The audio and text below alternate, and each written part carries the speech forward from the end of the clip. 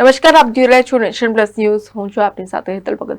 ગીર સોમનાથના વેરાવળ પ્રતિબંધિત જંગલ વિસ્તારમાં ગેરકાયદે સિંહ દર્શન મામલે મંડોળ પંડવાના જંગલમાં સિંહ દર્શનના ઈરાદે ઘૂસેલા 3 યુવકની વન વિભાગ દ્વારા અટકાયત કરી વન વિભાગે 2.5 લાખનો આકરો દંડ ફટકાર્યો છે. વેરાવળના બહારકોટ વિસ્તારના યુવકો તારીખ 21ની રાત્રે જંગલમાં ગેરકાયદે પ્રવેશ કરેલ હતો.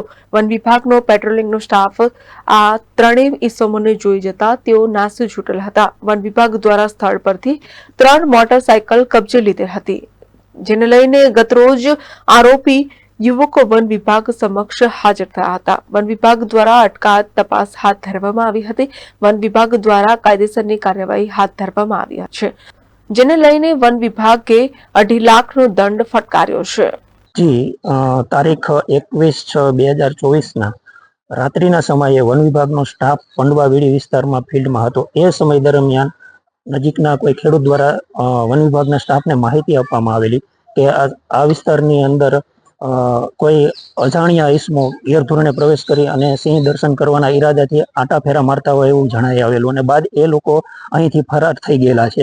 જ્યારે અમારો સ્ટાફ ત્યાં સ્થળ ઉપર પહોંચેલો ત્યારે તેણે જે વિસ્તારમાં અવલોકન થયેલા હોય એવું એને જણાતા બાદ એ ત્યાં જે તોમદરો તે ફરાર થઈ ગયેલા હતા.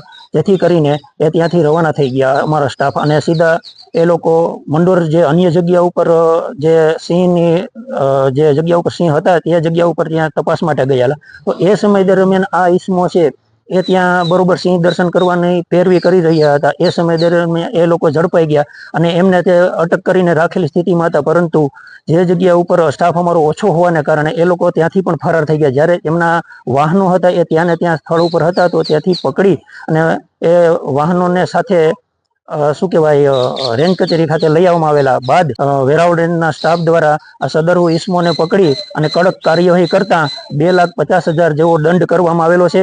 3 આરોપીઓ છે અને એ વેરાવળના બહારકોટ વિસ્તારના હોય અને જે નજીકના વિસ્તારના હોવાથી થોડું ઘણું એમને પણ આ વિસ્તારની જાણકારી હોય, તો અવારનવાર આવી ઘટનાઓ અમને ફરિયાદો મળતી હોય છે કે ભાઈ આવી રીતના થાય છે. આજે આ લોકોને અમારા સ્ટાફ દ્વારા પ્રયત્ન કરેલો કે રંગે હાથ ઝડપાઈ જાય, પરંતુ સ્ટાફ અમારો ઓછો હોય અને બીજા નંબરની અંદર સદરુ જગ્યા ઉપર અન્ય લોકો પણ જે વિસ્તારના હોતા, જેથી કરીને હોબાળો થોડો ઘણો થયો અને તેમાંથી એ લોકો ફરાર થઈ ગયેલા હતા.